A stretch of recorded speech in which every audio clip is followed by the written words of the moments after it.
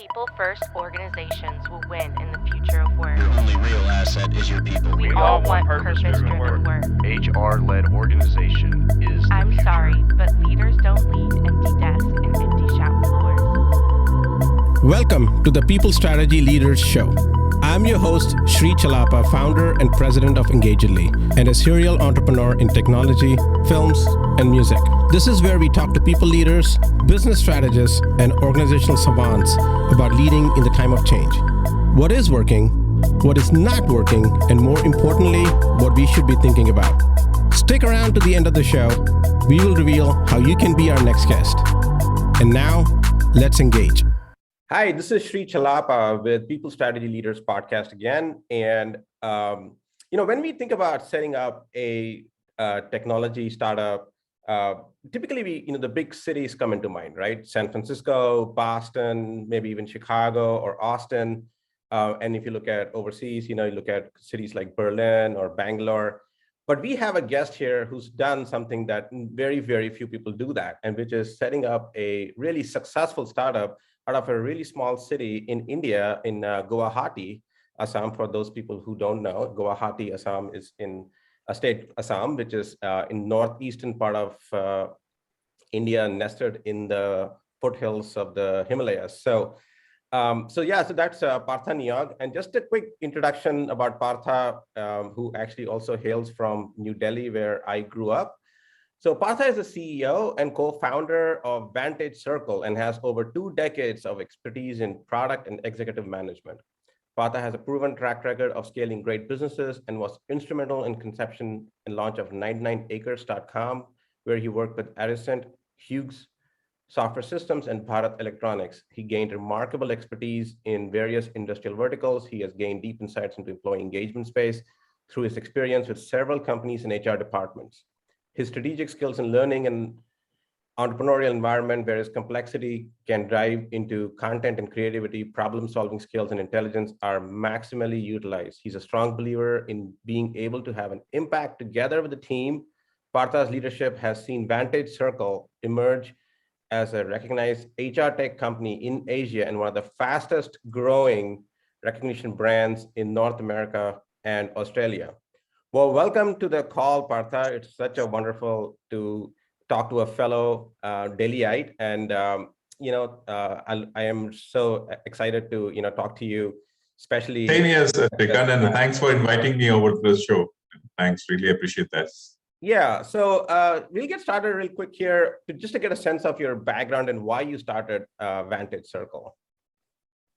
Yeah, so I have been working in the corporate for like around 13, 14 years, and since about 5-6 years into my into my professional life, I always wanted to do something. So I didn't have this great vision of starting somewhere in the HR tech space and seeing 10 years down the line kind of thing. It's just like do something. Okay, I just wanted to do something. I just knew that it has to be in the internet domain. Okay, because that's where you don't need capital. It's not capital intensive, right? So that's where I could do something. So in 2010, if you remember the Groupons of the world, the Snapdeals, Groupons, a lot of these international deal sites were there. So we thought, okay, everyone's doing deals, and intuitively, deals look amazing. Okay, so I said, like, let's do deals, but pick up a niche there, only the corporate deals which we do. So that's why we got into that, and then it took us about 3-4 years to realize that it doesn't really scale up that much, and then we slightly added new modules to it, and we went there. But we are in the overall HR engagement space there. But yeah, that's it. No great vision. That do something on your own internet space. Just jump into it. We'll figure out. Yeah, and that's how it is typically, right? You can't learn how to swim by reading a book. You kind of have to jump into the water and learn on your own. Leadership obviously is tough by itself. There are a lot of people who become leaders by default. Obviously, you chose this path on purpose to lead a company. So, it's as tough as it is, you took a tougher path of setting up a startup of, technology startup in the city where I have never come across a technology startup from, in Guwahati, Assam. So how did that happen?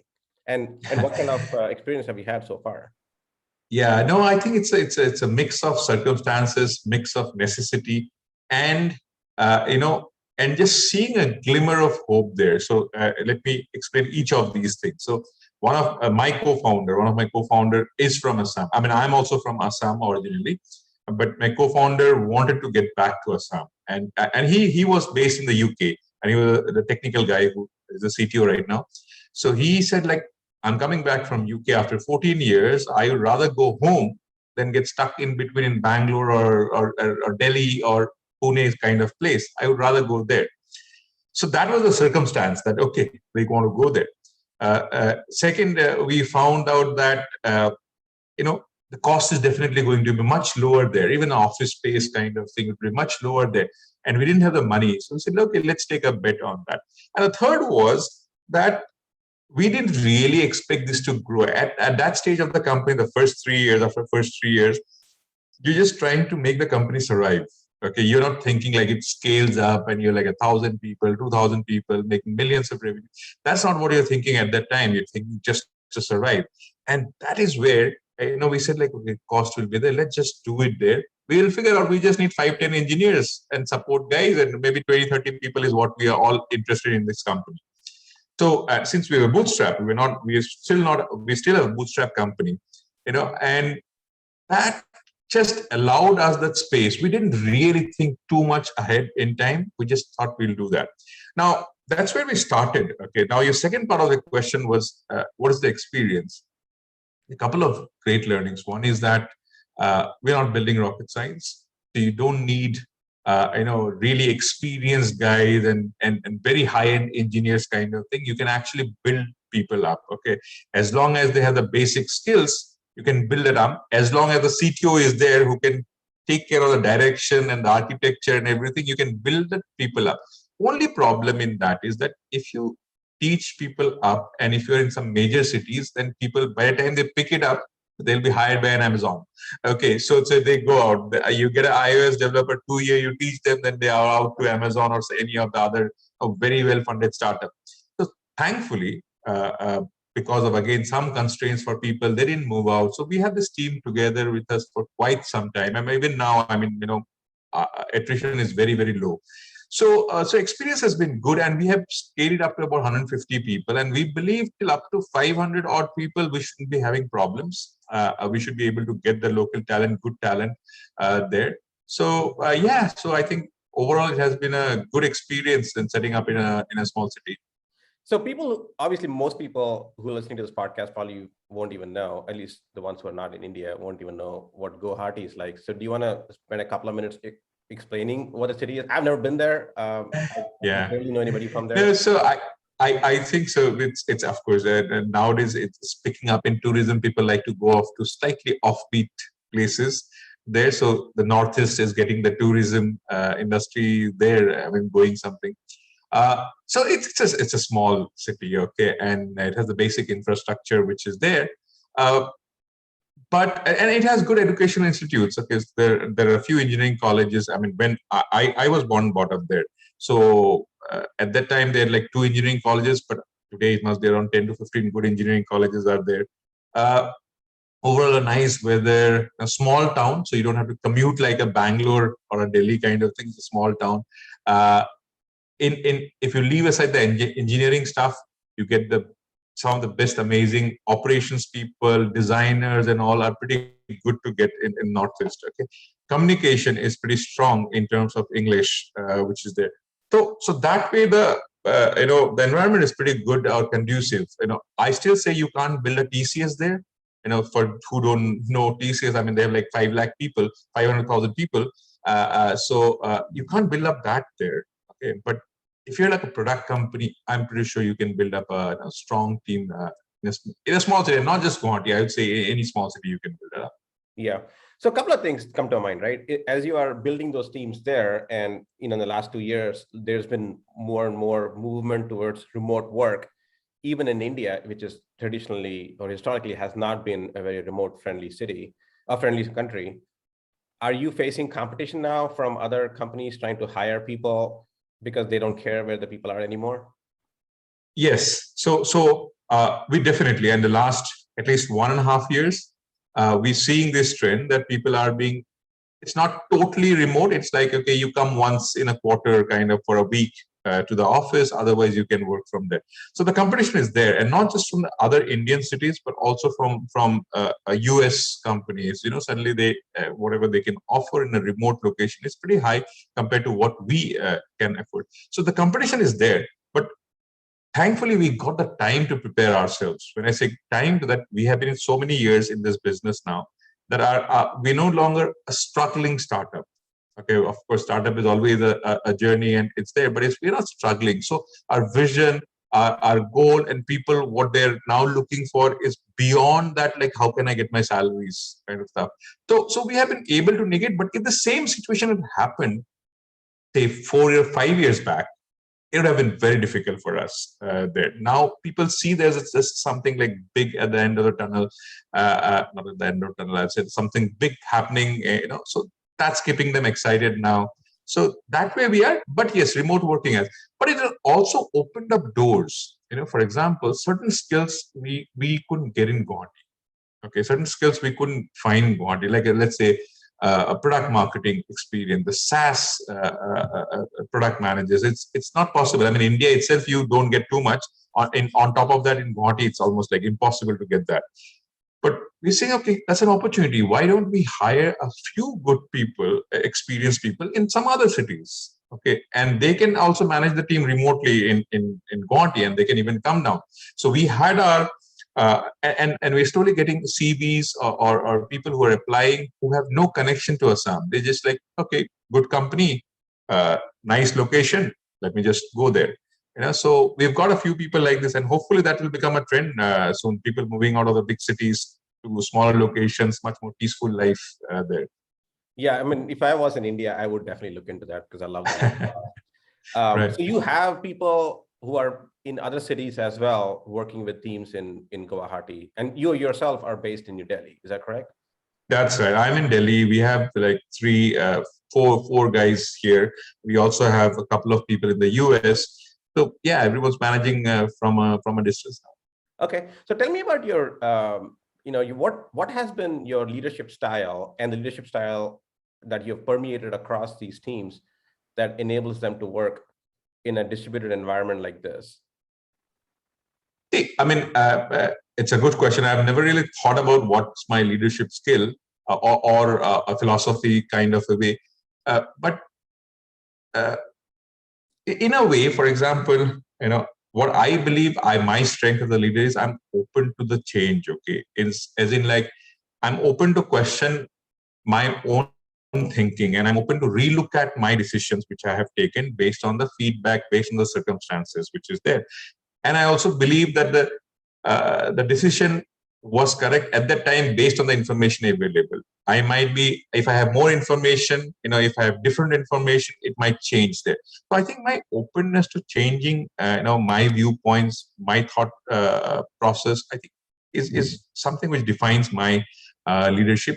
The second part of that is also along with that actually comes with that flexibility in terms of what needs to be done. Today I might think in a certain way, tomorrow I might be different, but I don't want to stick to the previous decision just because I had made a decision, okay, or we had taken a decision. I'm flexible enough to lead the company in a direction where there is an opportunity there. And in terms of the team, I mean, your second part of your question, what's helping us lead the team there? See, I briefly alluded to that in the beginning. Initially it was survival. So we needed people who could just do anything to survive. Okay, so they had their circumstances, the company had their circumstances, and let's just survive. Then we made into, as we progress, we say, okay, we're able to get some good clients. Okay, some clients are trusting us. Okay, some decent sized clients are trusting us. Okay, we might have something there. Okay, then it comes to that. Hey, we are actually able to, David versus Goliath kind of a fight. Okay, we are actually able to make some good impact on a world stage. We're able to defeat companies who have been there for like 50, 60 years. They're in getting the contracts there. We have been able to replace companies, similar competition from lots of different clients. But we haven't lost a single client. Okay, what's there special about us? Okay, there's something must be there. So then it comes to this David versus Goliath. And now we're also, I mean, I see that people have this kind of a missionary zeal inside the company. That vision is beyond the company. For example, we are the biggest company in Northeast India. So that's like 7 states in India. Okay, so we will be the biggest technology company in terms of the size and in terms of the revenue there. So that's also helping to create an ecosystem. So some of our, slightly senior team members now are thinking in terms of, oh, what was Bangalore in 81? Okay, what was Bangalore in the early 80s? When Infosys and Wipro actually created this trend there.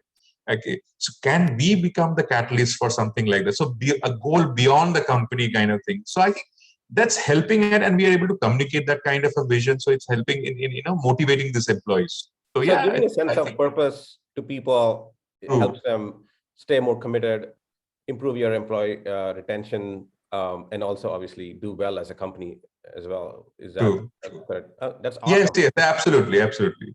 Yeah. So what's your management style that you have communicated and permeated within the organization that has made, this distributed workforce work?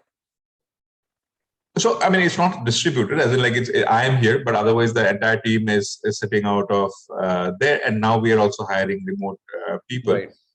I think what we have a very, we use, by the way, it's a very surprising thing. We use Skype as a communication channel inside the company, because not many people use Skype, but we started using it, and somehow that has become the standard in the company. Like everyone's like Skyping each other there. Not too many companies actually must be using Skype as a communication channel. So we have these lines open all the time. Okay, so what we say is that if anyone, so people take up the responsibilities. That's what I have seen, that we also, if it needs to be me or my co-founders at night suddenly taking up the responsibility, see us taking up the job, talking to the difficult clients, even at night suddenly pick up something and get it solved at night. So I think the responsibility has come up. Secondly, we're giving a lot of freedom to the people. But fine, I mean, you work from home when total remote working was there. We didn't really put into place that this is the clocking hour, this is the time when you can't come into the office or kind of thing. We give the freedom to that, freedom to also experiment and fail. Okay, most of the stuff now today have been some side projects. Okay, we didn't have like a Google policy of 20% side project time. Okay, we don't have that as a policy, but people seem to be coming up with these new ideas, and some of these ideas which has really picked up over the system. So I think that freedom also has helped in this remote kind of work. So we trust the people, respond to it, but I also understand. Okay, I'll also put a caveat there. As we grow, some of these freedoms might go away because some process, some structure needs to be put into place. Maybe so that may curtail some of the freedom. But as of now, I think this is working for us. So looking back, 5 years ago or 6 years ago, whenever you started, so let's say a founder is there now, right? So you're turning the clock back and you're talking to the new founder who's doing that. What advice would you give a founder on how to go about hiring and setting up their team? Yeah, so I think we sometimes overestimate the importance of experience there. I think almost 99 of the products, if you're building anything, whether you're on like internet space or any other space, I think just requires people to do it dedicatedly for a year or a year and a half kind of thing before they become experts. Yes, what they will not bring in is that boundary cases solving issue. They will not be able to think about those boundary conditions. Okay, this might happen, but you are also new, so you don't have to solve for all the boundary conditions. Okay, you don't have to. For example, we work with enterprise clients. Now we need accessibility testing also. Okay, but 6 years back, who needed accessibility? I mean, if someone needs accessibility, we don't have the product. That's okay, kind of thing. So you don't need that level of expertise.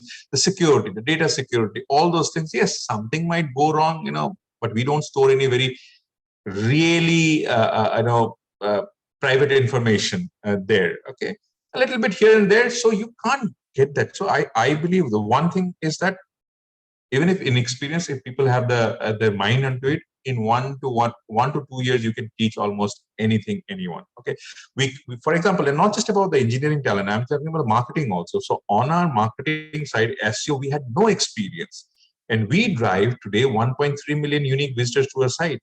In 2019, 2019 January, it was April, it was about 4,000 people, unique people, and none of them came from the SEO background. None of them came from the marketing background, but they picked up over the years. Okay, so I think that is one thing that, yes, inexperienced people hire, you'll be surprised with the results which is there. Yeah. No, secondly, I think just one additional point which I say, sometimes we things look very difficult in the short term. So if you think, okay, in 1 year, can you actually build up a world-class product? No. But if you just give yourself the time frame of 3 years, a lot of things become possible in the 3 years time. So I would say, if you can survive, for a 3 to 4 years, I think the law of averages work out. Yeah. And if you have to keep your mind open, take feedback from the market. I think a lot of founders, the stats are overwhelmingly against you as a startup, right? Whether you're in India or the US or anywhere else. 90% plus of startups fail, and many of them fail because they raise too much money, and you've obviously done it. Right. The business the way it used to be done, back in the day. So building it bootstrapped. So why do you think 90% of the startups fail, or whatever the number is? I don't know the exact number. I'm just using the number. Yeah, I mean, I also see all these numbers floating around. But a large majority do fail, right? Yes. So I think the staying power is required. Okay, we all overestimate our business plans. Okay, so when we started, I felt at least 1 year I'll be profitable. It took us 6 years to be profitable. So I think we overestimate. And someone advised me at the time also, survive for 3 years kind of thing. I said, like, who needs 3 years? I'll be all profitable in 1 year kind of thing. So we overestimate this thing, and it might not be all our fault. It might be the circumstances, whatever it is there. So why they fail, I think sometimes, it's, if you're in a very, very competitive space, I would rather say, pick up a niche area. Okay, you don't have to think about how you're going to make your $1 billion there, how your company is going to become $1 billion company. Maybe not. I mean, as long as you can think. I was thinking, okay, can we make a couple of $1 million? That's all I was thinking of. Okay, can we just make a couple of $1 million in revenue? Okay, and that didn't allow, we, that didn't make us like move very fast and like go like, I don't know, on a blitzkrieg kind of a thing. So we were like slow, we were there. And if you can survive for, as I said, like about 4 to 5 years, I think, you will, something or the other works out. You will find new ideas, new areas where you can add to your modules, okay, add to markets, all those things do come in. Just survive. I think the speed of trying to grow at a very fast pace, I think that's one of the main reasons. So while the statistics talk about a lot of other things, but my personal feeling is that if you try to grow very fast, I think it's a little dangerous. Yeah, definitely. Yes, stay within the speed limit, especially if you're bootstrapped, right? Yes. Yes. So what are your hopes and aspirations looking forward in the next, 2, 5, 10 years? Are you thinking out that far? Yeah, no. So basically, the first, every company has to go through those phases, right? So the first phase was survival. Then, like, okay, consolidate what we have done, okay, and then really expand. Now, when I look at it, okay, I see that we're doing decently well, but us, including competition, I'm not just saying about us, including competition, hasn't even scratched the surface. Okay. At least in India, we haven't covered more than 5% of the market, including competition. The rest is people are still doing it manually. Okay. And there's no reason for doing some stuff manually. It is that they're not aware of it. The US also, it's our market where we have been present in the last 2 years there.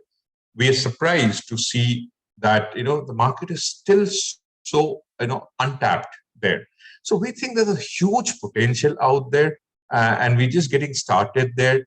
And I think that's the goal. I think we can really capture it. And when we look at it, you are in the same space, every company in the world, I'd say above 50 people, needs a solution like yours or ours. Okay, needs a solution. Okay, whether they take us or companies is a different thing. Okay, they need a solution like that. So the entire world is there.